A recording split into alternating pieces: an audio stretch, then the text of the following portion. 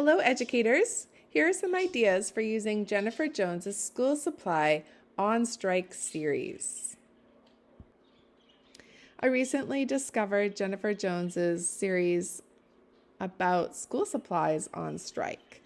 Things in the classroom sometimes take a lot of abuse by our students, and I think these books highlight how students should treat things in their classroom in a fun way.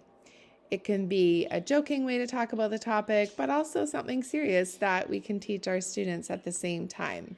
So for Chairs on Strike, after listening to the story, I would pose these questions to my students. What is the most comfortable place for you to sit? And then you can have them write a descriptive paragraph about that. Or if your students are just getting started, maybe they're drawing a picture of their most comfortable place to sit. Maybe they're writing a sentence or two. Maybe they're just writing some few words to go along with their picture. Another question I might ask is, how can we treat our chairs respectfully? What would it be like not to have a chair at school? Do you think all students have the right to have something to sit on at school? Why or why not? So we could tie in a little bit of social studies with roles, rights, and responsibilities. In this case, we would be looking at students' rights. So I hope those questions get you thinking about what you could do with your class with Chairs on Strike. Crayons on Strike is another great story. Some of the questions you might want to pose after listening to or reading the story to your class include, how can we take good care of our crayons? What is your favorite writing, drawing, or coloring tool? What happens if you lose, break, or melt most of your crayons? And then another activity is we always create our class rules with our class. So maybe we create a separate school supplies rule list, such as put them back in your pencil box as soon as you finish with them. Do not chew on them. Do not break them. Share them. I would ask the students to come up with the rules first, but just have these in the back of your mind in case they struggle to come up with things. Glues on strike. We know that glues can be a source of frustration. Either they don't come out of the bottle if you're using white glue, or the glue sticks don't stick as well these days. I find many of the glue sticks, I think they're cutting back on supplies or something. They're just not as sticky, and so their papers tend to come up. So it can be a real source of frustration for you and for your students. So for this book, I would think I would teach about letter writing and have the students write a letter to the bottles of glue or write a letter to the glue sticks and think about what they might say to them. They can maybe talk about their frustrations with them, how they might work better for them.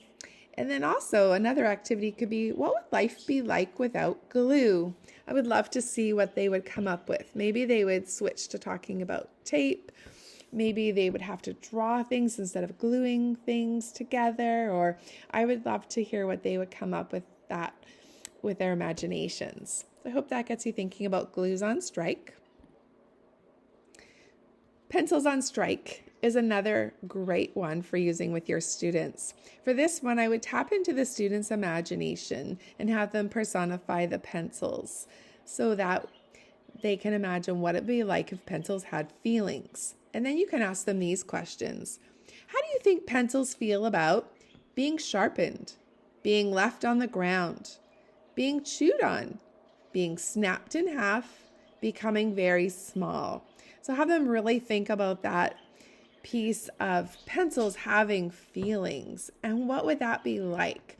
It might just help them think about the next time they're considering chewing on that pencil or leaving it on the ground, or we know they're constantly losing their pencils. So maybe that would help them just extend their thinking a little bit with pencils on strike. Scissors on strike. Scissors definitely need to have rules. We know that they can be dangerous. We know they like to cut their clothing and their hair and anything they might get their hands on, or they walk with them pointing out in front of them. So I think this book would be great for leading into some class rules about scissors. Some prompting questions may include, how can we stay safe when using scissors, walking with scissors, sharing scissors? And then we need some scissor rules. So what can we cut and what can we not cut with scissors? So I hope that Scissors on Strikes gets your students thinking about the proper use of scissors. I hope you enjoyed my ideas about Jennifer Jones on Strike series. You can find the books in your local bookstore or through an online shopping service you might use. I find these books great on YouTube. There's lots of people creating YouTube videos of the stories as well. So I hope that this helps you to access these stories easily in your classroom. And I hope you have an amazing day. Please like and subscribe my videos, and I will be uploading more very soon. Have an amazing day.